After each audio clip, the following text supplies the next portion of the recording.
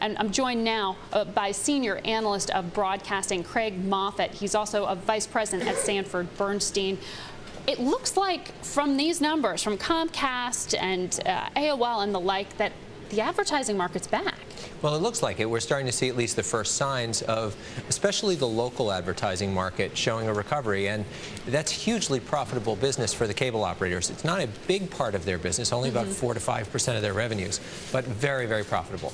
Talk to me about free cash flow at Comcast. That often gets highlighted there. How significant is what we learned this quarter? We learned a lot. There are actually two big stories in today's earnings, and neither one of them, interestingly, is about NBC.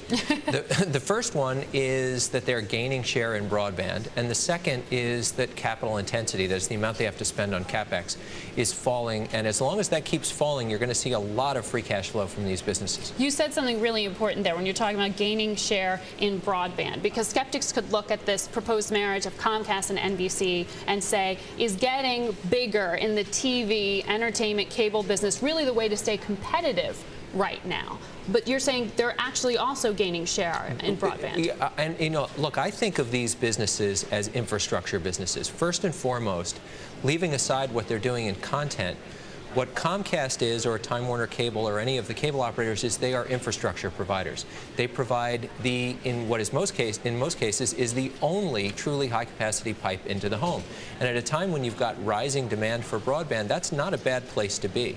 So we shouldn't call them cable providers anymore?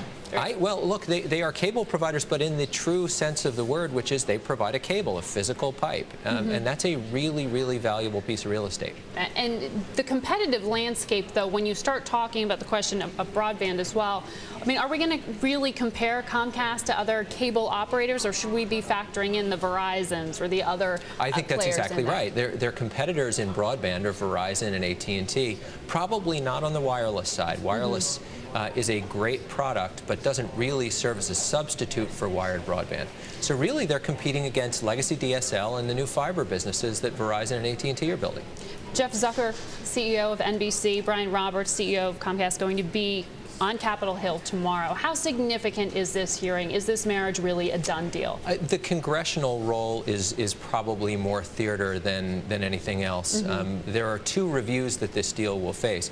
One of them in the Department of Justice, one of them at the FCC.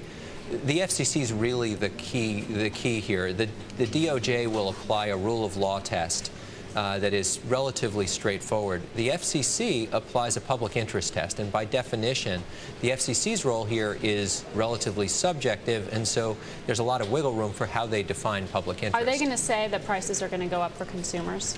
Prices, of course, are going up for consumers. They have every year, and they always will. But you've touched on exactly the right issue, because what the FCC and the DOJ are going to look at is the potential for this merger to create additional pricing power for Comcast, and that's exactly what they're going to try to restrain in the conditions that they apply to the deal. All right. Thank you, Craig, for giving us that perspective and insight and just what to listen in for.